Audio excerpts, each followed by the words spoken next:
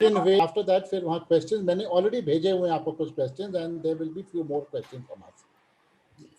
So, starting from what Dinesh has mentioned, you'll be very surprised to know that the case fatality rate, which basically means that jitne diagnosed हुए, how many people got diagnosed, and out of the diagnosed cases, how many became fatal. And I know that we cannot be 100% in India about diagnosis, and we can't be 100% about death. You'll be very surprised that the case fatality is not higher than the first wave, though it looks like that. Because the case fatality rate actually depends upon, of course, the viral virulence, just how strong the virus is.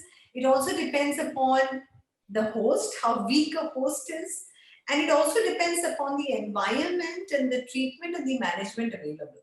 So the difference here right now is the collapse of the health system because of the density or the amount of cases this second wave or this new mutant has brought, because it is much more infectious than the first variant that we faced in the first wave.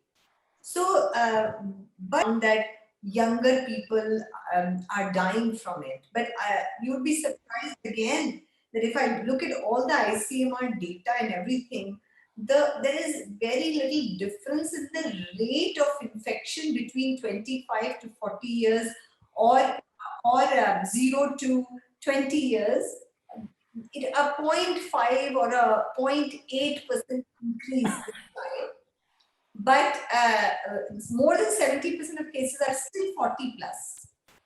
So the problem is the infectiousness of this strain, which is causing extreme infections and the collapse of the health system, which is unable to take care of them. And as a result of it, the case fatality rate, if we are not taking care of this, will only rise. So right now we are matching 1.1 of the case fatality of the first wave. But I think May and June will show us higher numbers. And the reason being is that I know at what point the healthcare system is totally unable to cope with the masses of cases that are coming.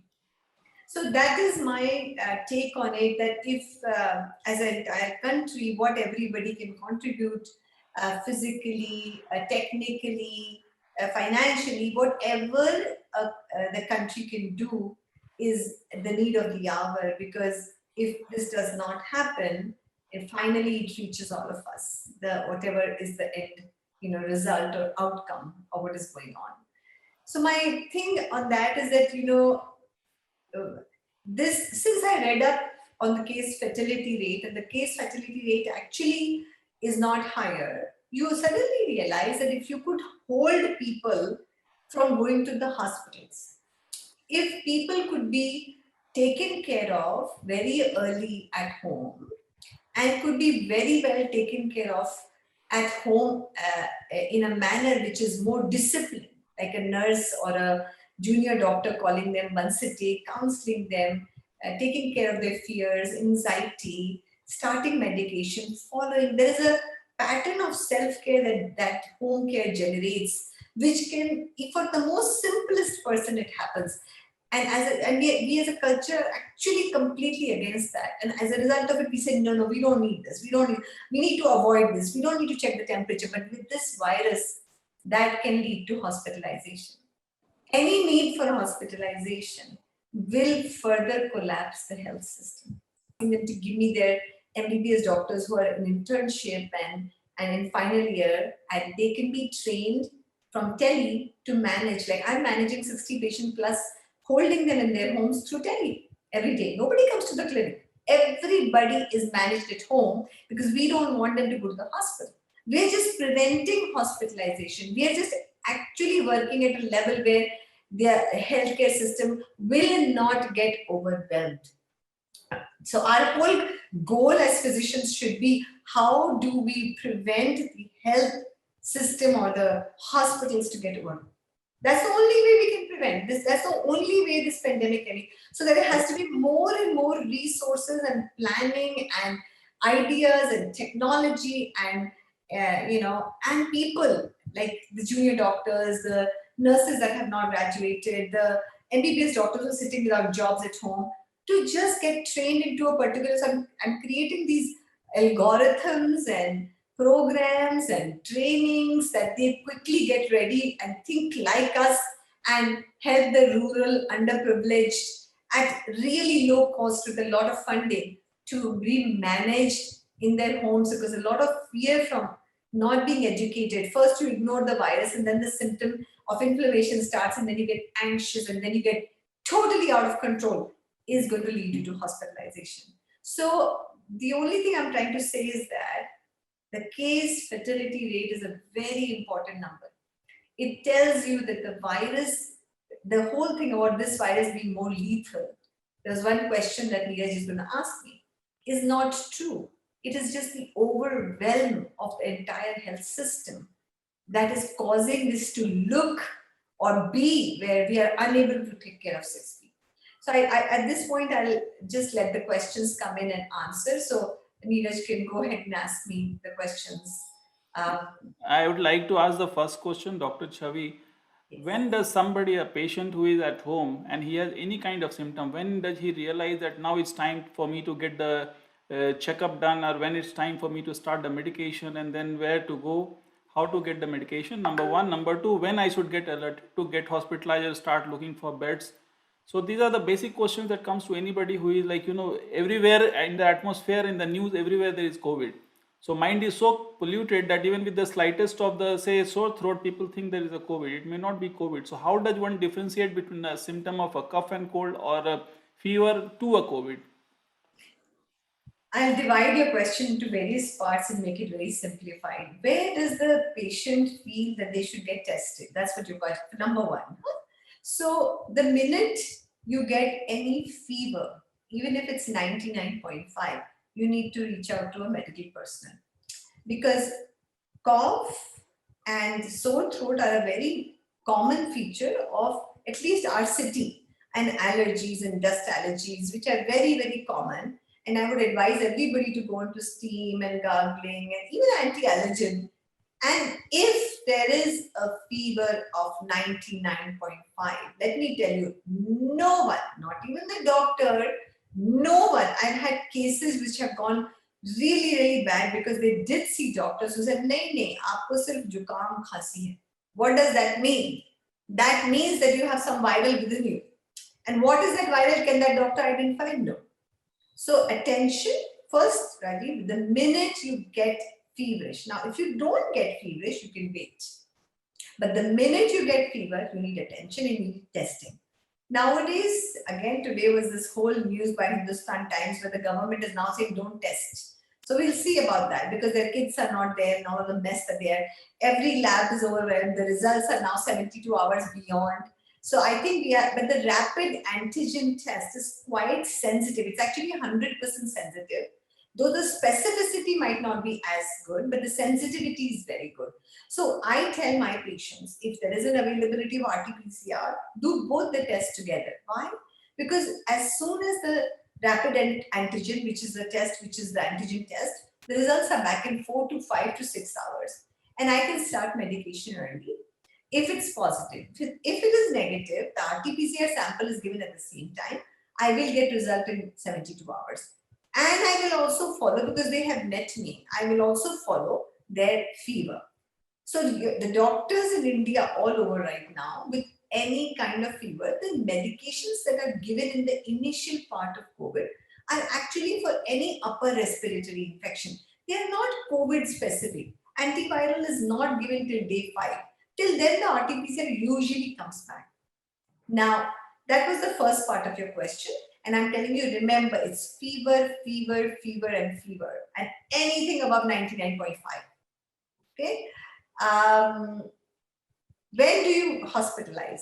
So, of course, hopefully, everybody is under care of a medical doctor, wherever they are.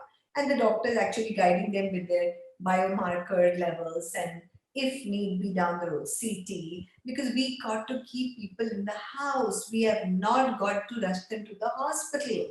So where does, and Rajiv, you know, your family member or somebody I treated in Harvard, where were they? Hosur. No. The other person. And Harvard, who Bidar. Habida, right? So there again. So most importantly, if your oxygen starts to continually stay under 93, now don't rush to the hospital. But you need to be under a care of a doctor who does a CT scan and looks at the percentage of your lungs that is involved, checks your biomarkers and see where you are. And then we classify by that a patient into moderate or severe. Now with moderate, you can still manage at home by giving them nebulizers with inhaled steroids and an oral or IV steroid with the nurse can come home and put it for anybody. Okay?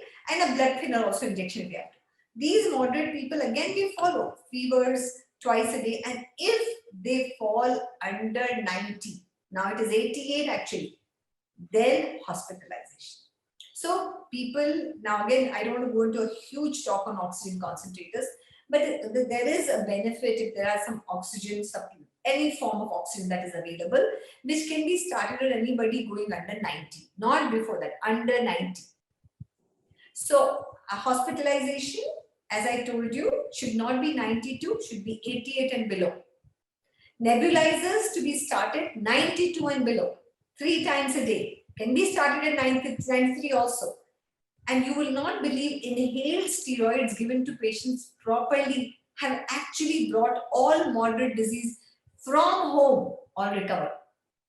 Did I answer your question, Ajit? Has it been answered? Yes. There are, so what I'll request, there are some 72 participants right now. And if I unmute everybody, then it can become a chaos. So you can just type in your questions and we'll take it one by one. Neeraj has questions, right? Yeah, Neeraj, you can start with the questions A bunch first. of questions. Let you ask the questions first. Sure. Yeah. So I'll start, doctor. Yes, please. G. So the first I have with me about 4 and plus 2, 6 questions. Actually, आपने इसमें एक दो answer भी कर दिए, but still I go ahead. By when is the second wave of COVID expected to reach the peak? So that keeps changing because it's again a very dynamic number. But recently, the IIT guys from Kanpur, I think, have actually found a new way to make it very, very specific to see which will be the peak, most severe peak. And they've come back with an answer saying 11th to 15th of May. We will be continuing to add cases, daily cases right now, 3.8 lakhs as of yesterday, new cases that have added in India. We will keep adding it up to about 10th of May. They say we might go as high as 8 to 10 lakh case in that day. And then they feel after the 11th to 15th, and they've used a very intrinsic model called, they're calling it the Sutra model, where they are using different measures. There are 3 different measures, I think, which actually look at trying to nullify all the dynamic factors which keep changing the peaking rate or peak when will happen. So 11th to 15th of May is going to be, according to them, our peak time. Okay, doctor. Thank you. Second question, people who are tested COVID positive but have taken first a dose of vaccine, are they likely to have a mild impact, or it would be the same impact? So एक dose हो गया है. has 8 dose हुआ है. We are not talking about the infection, we are just talking about the vaccine first dose. Ji. So according to the ICMR and CDCs, even the first dose of vaccine should reduce the intensity of infection in your body.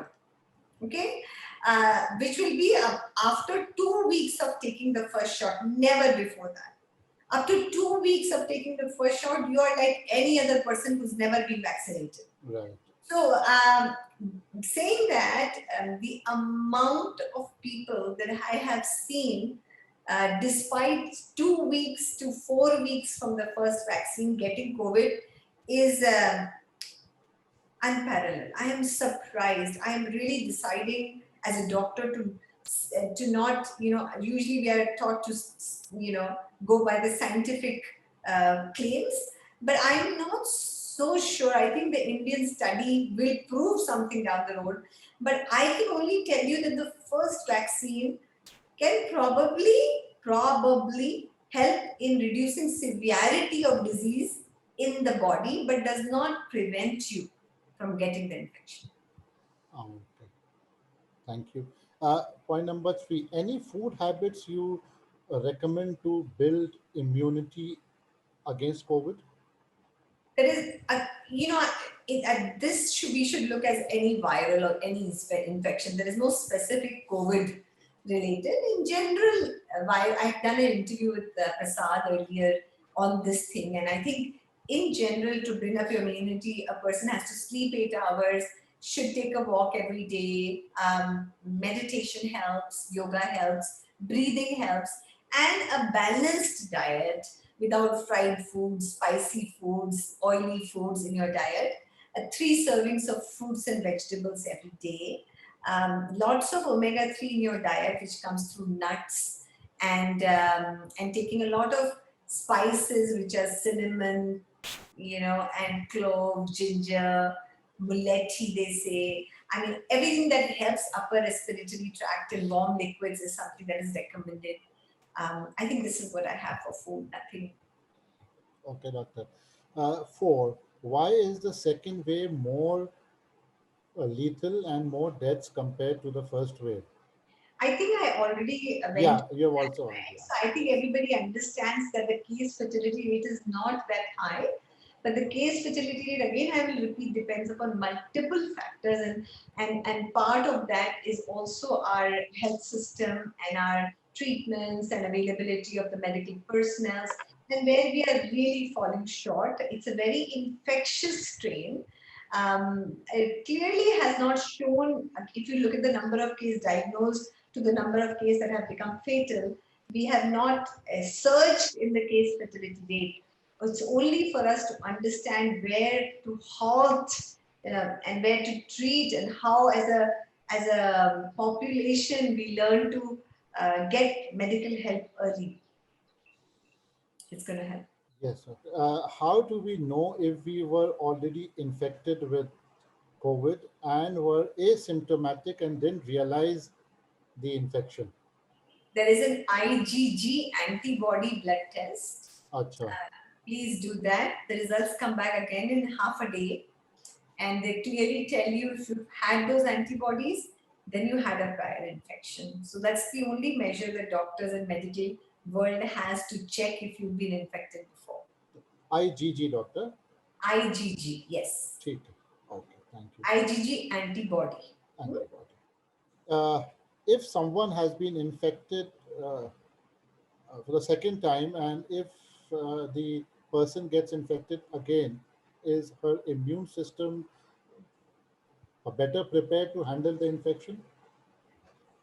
Okay, let me tell you, there is still a lot of controversy on people even from the first wave getting during the second wave. Because the mutations have been, you won't believe that we have triple mutation within the same virus. So the spike protein structure has sort of changed in such a way that theoretically people who've had it, COVID also can get it the second time, but they say not for 90 days after you have an infection, just like they say for vaccine, right? So it is possible, but multiple data, clinical data, where even the people who have 60 or 80 odd cases actually in the world which showed recurrence have still not clear cut. They've not outlined them. Maybe they haven't found time to outline it. Their antibody levels post the infection, were they protected? Did their immunity levels help? So we as doctors really don't have a very clear picture from our scientific agencies to tell us really, are they happening Personally, if you ask me, and I have seen, you know that I have seen enough patients from the first to the second wave, Right. I still have to meet somebody who's had a second infection. Right. I have three more questions, and then after these questions, You can open it to everybody, yes. Rajiv will take over from the chat.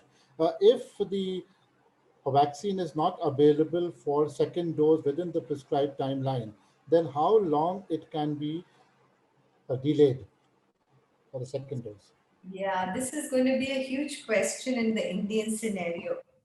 So the guideline, as you have all read for AstraZeneca, which is the Covishield vaccine, is that the first vaccine and the next one has to be within 90 days. So if we don't get it within 90 days, I guess we'll have to take two again. Do you understand? So we'll have to restart the system of vaccination, which would be that the second one, if it's the second one comes after 90 days, that actually becomes your first one. Oh. Is that clear? Or should I explain? Yeah. Thank you. Okay, two more I have there. What do you think that if a pregnant or a lactating mother gets COVID? Yeah, again, I keep this is lactating. We'll talk later. Let me talk about pregnant women first. Okay, we have seen a lot of pregnant women get COVID, and luckily, the ones that we have seen, we haven't seen any untoward. We have admitted them, treated them. There are certain medications that you can give. It depends upon what time of their pregnancy they are. Are they less than 24 weeks? Are they more than 24 weeks? There have been cases where we had to do termination of pregnancy because they went into severe inflammation, but all of them were under 20 weeks. But if you're above 24 week, we try to manage. The gynecologist actually gets into the picture at that time, and we can give a bunch of medicines, including the antivirals at a particular dose. And the recommendation by the Federation of Obstetrics and Gynecology in India is that saving the life of the woman and doing whatever needs to be done. So there is no stop gaps or recommendations. We have to give all treatment, all medications at whatever stage we need, as we give to a non-pregnant person, because saving the life of women is very, very important. Now, if the woman is all right and she's at nearly term pregnancy, the newborns are very, very susceptible because they don't have any immunity to getting it through their mother. But the way God made it, it doesn't come through the blood. But as soon as they are born, if they get exposure from the mother who's positive, they can also get it. So sadly, we deliver the baby and we make sure that there is no exposure to mother till her 14 days are complete. Oh, doctor. So she has to use a pump, and the milk is fed by the nurses. There's a complete isolation. So there's a whole process of taking a woman, successfully delivering it, taking care of the lady, taking care of the child. Usually these tend to become C-sections and early deliveries with the safety of the baby and the mother in mind, but mainly of the mother. So we have all, as I tell you, it's a really dilemma the doctors face, but you have to be very clear where the guidelines are here. So that's what is for pregnant. Now, thinking of lactating mothers, I actually have currently 4 patients on my practice who are doing home care, and 4 are in various phases of lactation. One has a 2-month-old baby who she's lactating day and night. One has a 4-month-old. One has so I could give them initially some antibiotics and some, even antivirals are safe for lactation. And I had to, some people I didn't need anything, just simple anti-allergens worked, a lot of steam inhalation, a bit of nebulizer I used, and all of them are doing very well. So that we all have our charted courses that we treat these with guidelines, and none of them have shown any significant issues, but all of them, you will not believe, infected their children. So the pediatricians are working with the little babies. And a last question, and then so Rajiv can take over. Is steroid necessary or should be taken? Very, very important. It is the most important question of today, let me tell you. I am just exhausted seeing the utilization of unnecessary steroid in population, and it gives me so much pain because we will have a generation of Cushingoid, osteoporosis, early diabetes. We will see all these effects in the coming few years if we do not stop this craziness. It very clearly to us doctors have been taught that the viral has a pattern. It first 10 days, it is replicating.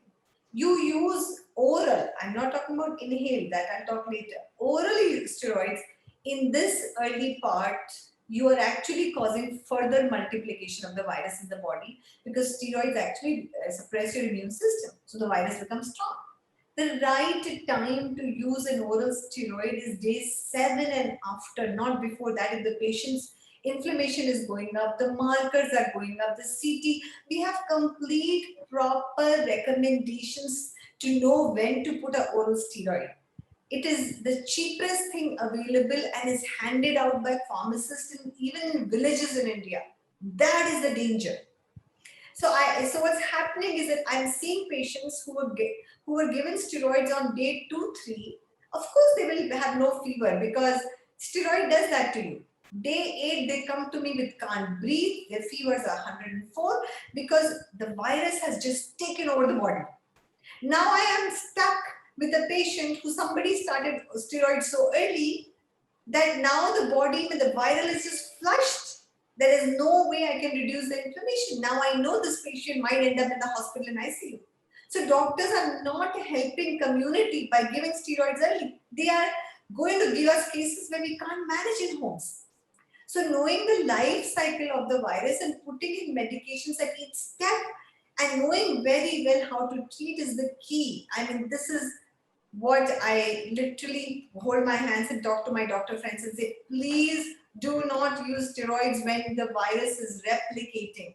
That time we need to use antivirals. And at the most, if there is inflammation and cough, use an inhaler that does not get absorbed in the body. You can use a budesonide inhaler, which is a steroid inhaler, earlier in the course of disease, because when you take inhalation, you don't get it into the blood. You're just putting the medicine in the air passages.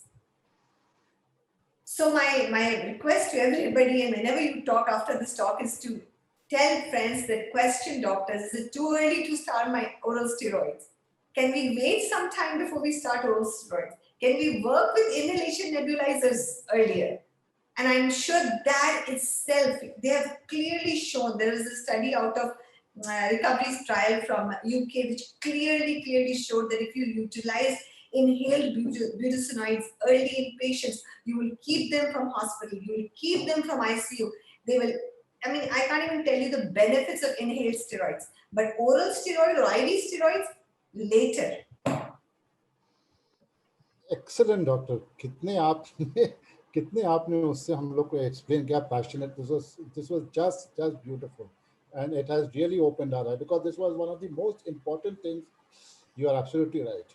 इतना सस्ती medicine है available in the smallest of villages, and people just hear the word steroid and go and buy it. It is just very sad. We have no drug control in this country. So we all thank Rajiv Roy, who has curated this entire meeting today, and now I hand it over to him. Oh, Rajiv bhai, you please take it over from here now. I think Dinesh sir wants to ask any question. Yes. Ji. Doc, I have one personal question to ask. On March 8th, I had the second shot of the vaccination. Within 2 weeks, I had COVID around the 15th of March. After 2 weeks, I was perfectly all right. My symptoms were not that high and was very easily manageable at home. And I was alone at home. Now, my wife, who took the first shot on March 8th, is today presently positive at home. Are there chances that I can contract COVID again? not for 90 days. I can only give you guideline. I actually haven't seen anybody from first wave also get it. So, but I will just tell you what the scientific agencies say. 90 days post your infection, you cannot get COVID. Okay. So the window is only 90 days. It's not 180 days. Scientific agencies, I have not seen a recurrence. I have seen enough patients. But you have to speak what the scientific agencies tell you to speak, which is CDC, ICMR, WHO. Thank you, Doc.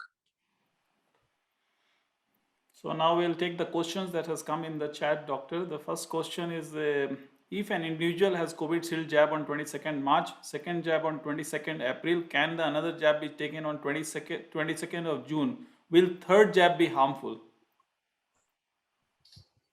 Now, this is an ethical question in a world where the vaccines are very deficient. So I'll tell you that in India currently, about 127 million people have gotten the first jab, and only 28 million people have got the second jab. And you know what's going on. We all are very aware. So no, if you scientifically, third jab after 90 days of the second jab, no issues. Take it. But there are people around who've not even got their first or second one. So think before taking, because you are protected. As CDC say, as Dinesh has shown that he took 2 and he recovered at home with a mild. There's a chances that your COVID will not be that extreme. So let others get the vaccine. Good, doctor. Very good. The next one is from Mr. Sandeep Gupta. He says, is Flaviflu helpful? Can it be stopped in between before full course is over? So antivirals in general, so it's not only about COVID.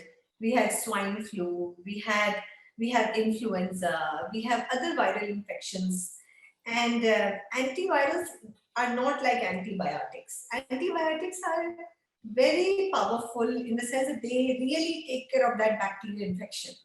But because virus inside the body has an odd kind of behavior, antiviral drugs over generations have not shown amazing result like antibiotics do against bacteria. But saying that, we tried initially with COVID, we tried antivirals which we used in AIDS virus, like lopinavir, ritonavir. We tried, but we showed that it didn't work.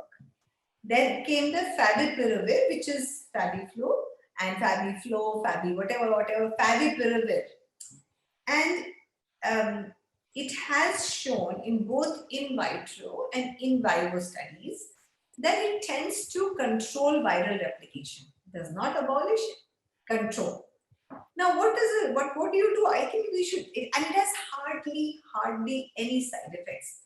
We should do a liver function test just to make sure that people are fine, especially in people older than 65 that we are giving to, just to make sure that livers are safe. But other than that, favipiravir hasn't shown any side effect. So even if it does 50% control and replication, it is going to help my patient. So you can give it to that. Now, antivirals don't need to be continued like antibiotic. Once you start, then if you don't take it for the whole course, your body will become resistant to it. Antivirals don't work like that. So suppose you've taken 2 days of favipiravir and all your rapid tests come negative, your fever disappears, your RT-PCR is negative, stop it. You don't need to continue for 6 days. So next question is from Mr. Saurabh Jana. Is headache a symptom? Headache is a very strong symptom, but with fever. So I explained to you what kind of a headache. So that also you should know. It's not just a generalized headache, that doesn't happen. You will feel a pain. This is right here where your smell, olfaction, so the virus goes in and attacks something called the ACE2 receptors of the nasopharyngeal passages and the lung. But the first place it attacks, it's right here, whether there are 2 sinuses sitting here and a frontal sinus and the olfactory. So there's an odd kind of pain that people complain of, which is headache, but their eyelids become heavy. They just feel this anterior headache which is much more common. But once the fever comes, it can also become a generalized headache. So headache is a part of any virus. So for example, dengue. The biggest symptom of dengue is severe headache because the virus just the generates inflammation, dengue flavivirus in dengue, and gives us a severe full-headed headache. Here, the headache will primarily start between your eyebrows. The next question is from Priyanka Bhandareji. She is asking, if one is staying in an apartment complex, what precaution can one take to avoid transmission via the sewage or washroom, or probably by air also? I will add to that. In an apartment complex. So there is no evidence that water in any way is carrying the virus. Sorry. So both sewage and water, there is no documentation. Sorry, there is none. But Doctor, yes, sorry to interrupt you. Yesterday, there was a video going around showing Hong Kong, where people had got COVID from the toilet.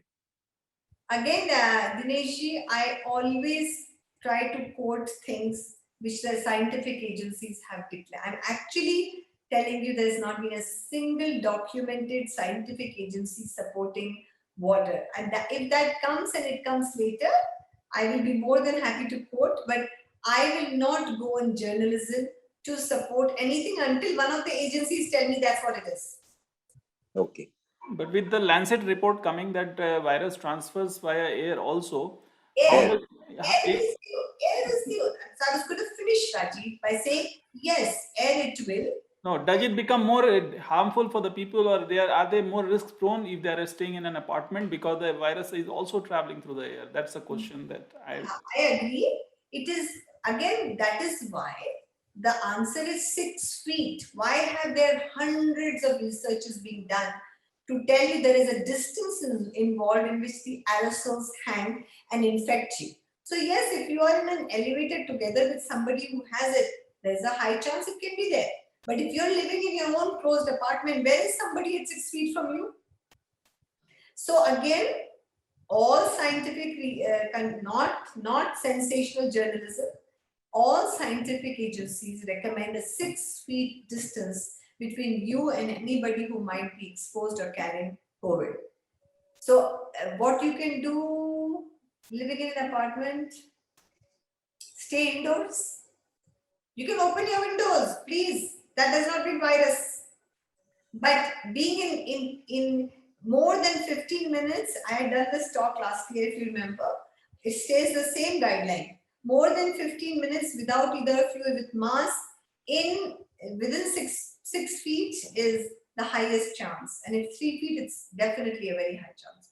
So it stays the same, Rajiv, and staying in your own apartment. I have no other guidelines. You can have air purifiers, you can have, that all works, but I would rather just stay indoors and people have been safe. It's not that everybody got it. Mr. LK Anand is asking which vaccine is preferred for 18 plus.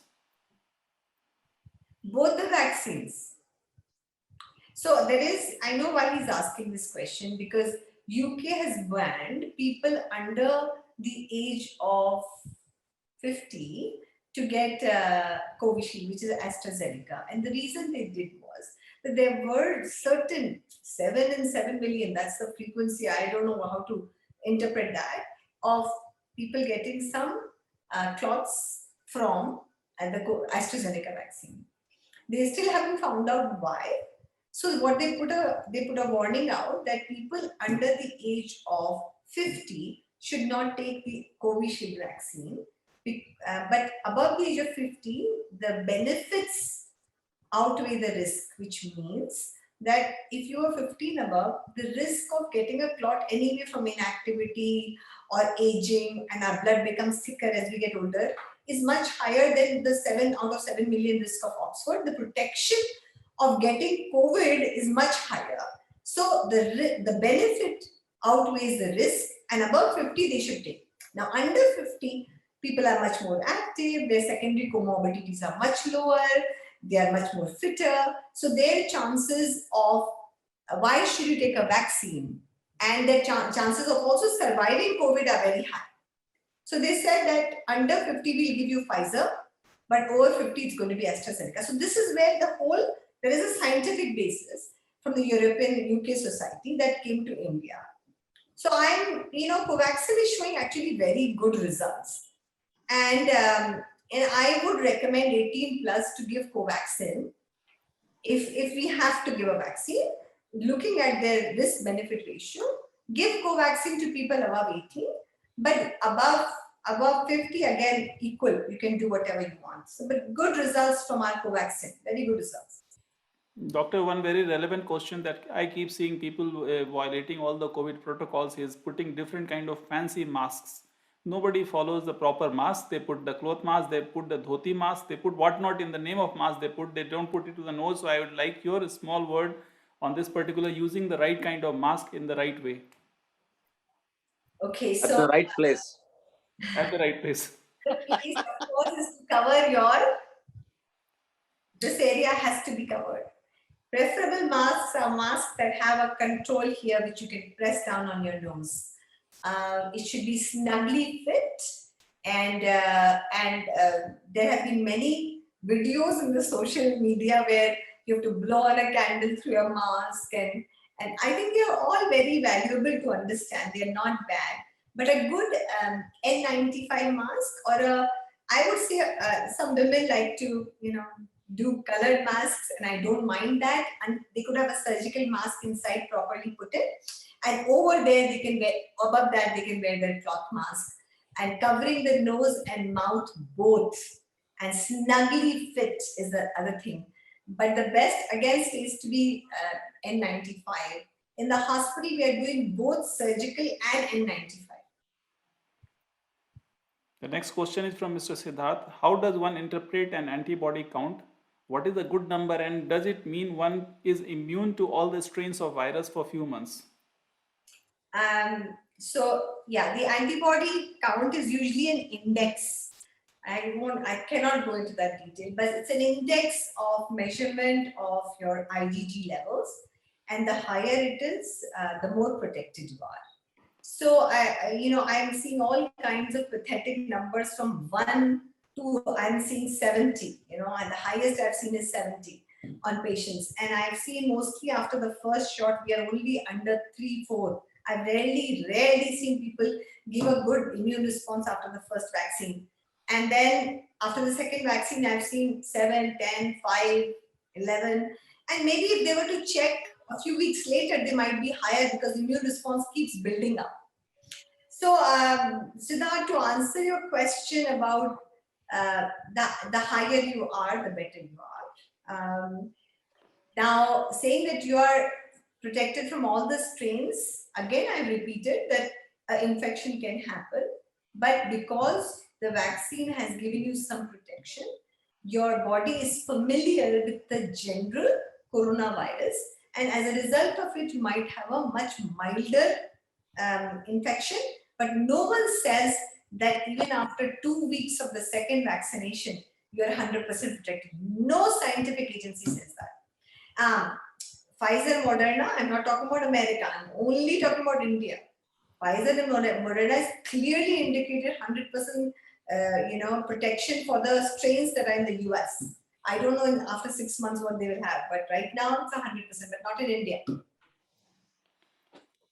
The next very popular question, which is going on again in social media, Mr. Naresh Mittal has asked, will steam inhalation reduce the viral load?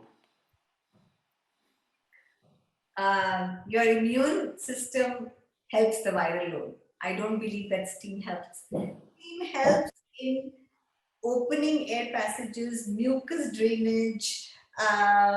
It does not physiologically by any way prevent the attachment of the spike protein to our cells. It doesn't.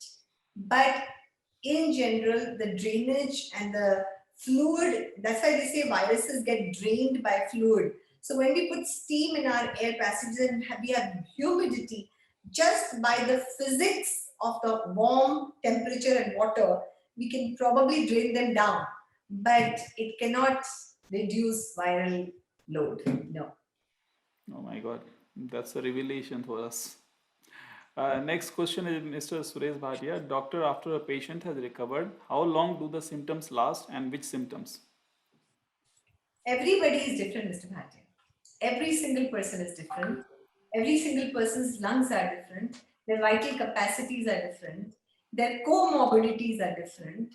Um, it has to be an individual case. This is a very generalized question. The only thing that I would say to as an answer is that if we continue to have shortness of breath, intense fatigue, or we have any, when we walk a short distance, shortness of breath, maybe an evaluation by a doctor by an echocardiogram or measuring of vital capacity by a peak flow meter.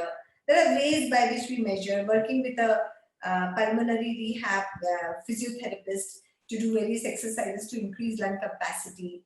That all needs to be followed, but there is no set pattern of what happens after we recover. Everybody recovers in their own individual way. Yeah. So there is another thing that even after the patient recovers after 15 days, they say that's the time they shed more virus. Is that true? That the family members need to be more careful even after the patient has completely recovered? That's wrong. Viral replication is till day 11 actually. Once viral replication is over, it's the inflammation that makes you look very sick, feverish, difficulty breathing. It's not the virus, trust me. So the viral replication has so intensified till day 10 that you would have those horrible physical symptoms which are left over. They actually say that from day 14 to onwards, you can't infect. So in Western world, you are done at 14 days. In India, it's 17 days from RT-PCR positive. So the next question is that with the news coming today that 6 lions in a zoo got infected, so Naresh Mittalji is asking, can pets get COVID, and if there is a COVID plus case in the house? Sorry, scientific media does not, scientific agencies do not support this, and according to them, whatever I have run, and I'm not a veterinarian doctor, Mr. Mittal, so I don't have a clear-cut answer for that, but not heard of a pet getting it. No, I have not heard of that. Arun Gundecha is asking, I suffered from COVID in December. Looking to get my first jab, any issues that must be addressed before that? None, absolutely none. Please go ahead and get your vaccine. Chitra is asking this thing: if one person is in home quarantine with COVID plus, remaining COVID negative people, what precautions do they take care? The COVID positive person should be in a well ventilated single room. Their meals have to be left out. There should be enough gloves in the house, sanitizers around. The infected person picks up their dishes by wearing gloves, eats his food, disposes the gloves, just rinses the dishes, wears gloves, leaves them out, family wears gloves, picks them up, washes them properly. Nothing happens. Please do that. Wear your mask when you're picking up those dishes. Make sure you're wearing gloves when you're picking up those dishes. Warm those dishes. Person who has COVID should soak their clothes, daily clothes, in again buckets with soapy water, and if possible warm to hot water. Leave it out of the room, again wearing gloves. Person who picks up wears gloves. Leave them out for a couple of hours soaked in the warm soapy water, and then the person who washes them either machine wash or hand wash with gloves on, and you will not get it. Anything else that you would want me to tell? I think food. There is one question that, like, sometimes the wife and husband and just 2 people living in the house, both of them, they get COVID patient and they are sick. So what should they do in such a situation? Stay together. have play cards. Naresh has another interesting question. If a community like Palm Meadows have 20 to 25 villas with active cases, is it okay to walk outside with a mask? Please do. Just know the villa numbers, I suppose. No, just please walk out with your mask nicely. Enjoy the outdoors. Please walk. It will not happen. Dineshji wants to say something. There's just now a news item saying that the third phase is definitely going to be inevitable. Achha, so you want me to talk about the waves? No, I don't want you to so there's spend your time. There's a news bulletin just now on the screen saying that the third phase is inevitable. Third what? Phase of the COVID attack is inevitable. Third wave, you mean? Third wave, Yeah. and even the fourth wave. So everybody in the world is getting ready for it because the way we are vaccinating pathetically, I'm so sorry, one of the most important things that prevents the third, fourth wave is the fast-paced vaccination, which our country has really done a horrible job. So I'm so sorry. In our country, we will get a third wave because one single reason we could not vaccinate fast. We started late. We had all kinds of weird deals with Serum Institute. I don't want to go into this, but really, it is so sad the way we are vaccinating. So sad. Pitiable. Pathetic. And that's what's going to lead to third wave and fourth wave. So Sandeep ji is asking another question. Is it necessary to get another RT-PCR done for a COVID patient after 14 days or 18 days if there are no symptoms? Yeah, so ICMR recommends not doing any testing after 14 days. You can leave your room by 17th day and you're all set. Then another question from Mr. Mittal. We have to actually ask you some money for this in COVID support. Naresh ji. Jal Niti with warm saline water can flush out this idiot virus. You know, I am not a naturopath, Naresh. Seriously, every question you asked is naturopathy. Please go ahead and do it. It's going to make you feel better if nothing else. Okay, Vijay Chawla ji is asking, in your expert opinion, when do you estimate that the world will get rid of COVID? Once everyone has either got COVID or been vaccinated or we live with it? 60% herd immunity build up from vaccine or from COVID infection will help us get done with this COVID for once. And COVID will always stay like influenza. It's a virus that mutates. But as long as we have 60 to 70% herd immunity, it will attack us like the influenza and the flu season, and we can manage it very easily. So, and the vaccinations will be around, so people will take like flu vaccination, COVID vaccination, and it'll slowly become an everyday virus. Mr. M.K. Sharma from Lucknow is asking for how much time double vaccination of Covishield will provide safety? Again, 90 days. 90 days to 6 months, they say. I think she needs to go. She's looking at the clock. Okay, this is the last question again from Mr. Mittal. What preventive medicine can we, this is where to get co-vaccine done as COVID is not showing any appointments. Yes, sorry.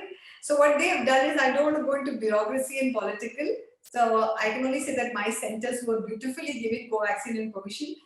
As soon as the government wrote a huge thing saying, you know, we are making it private and vaccines can be given private, we immediately started writing directly to the Serum Institute and getting in touch with people who know them, Bharat Biotech, writing to them letters saying, when will you supply? The letters come back saying, well, the government said that they're privatizing it, but to us, they have said that 100% lot has to go to government.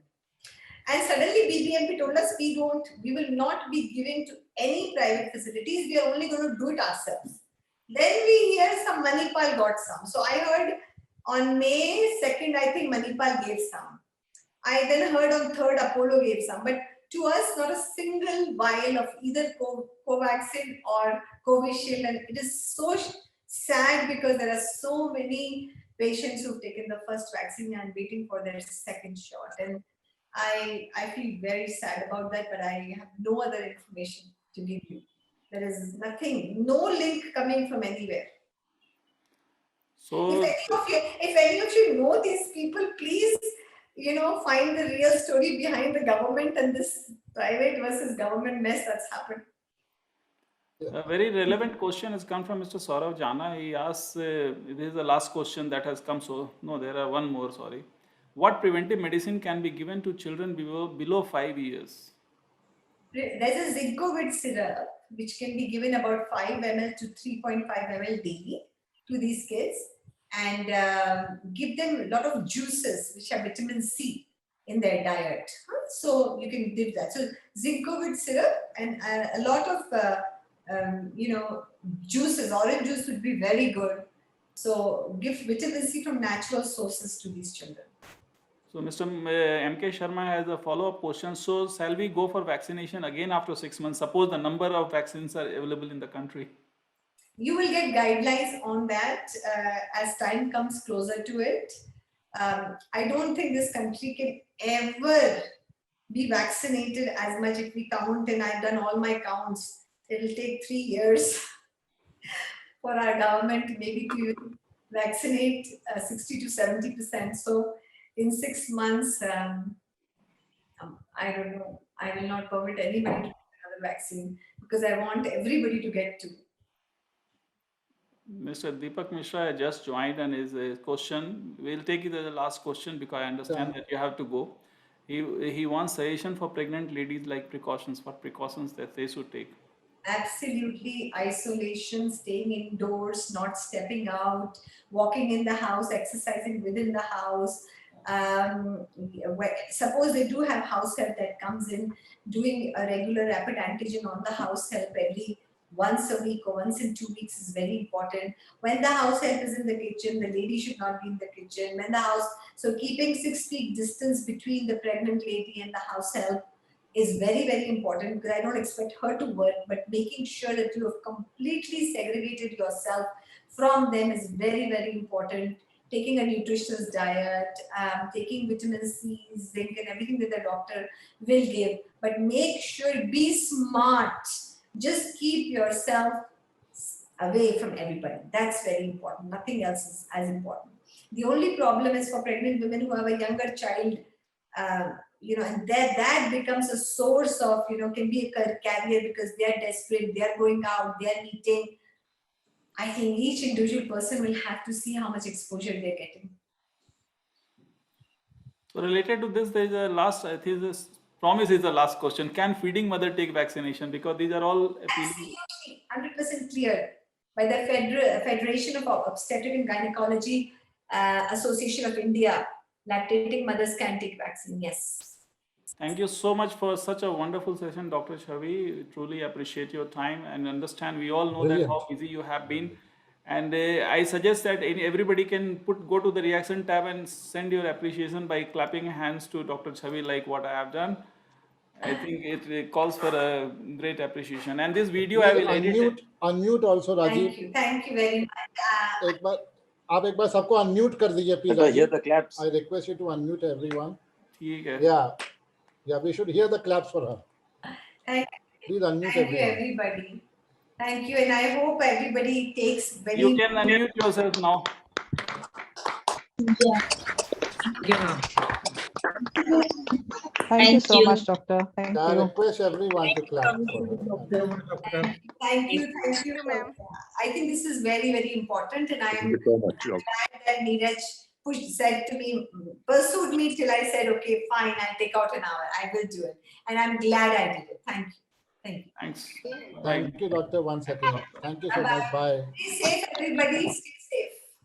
Thank you. Thank you so much. Thank you, doctor. You too. Bye.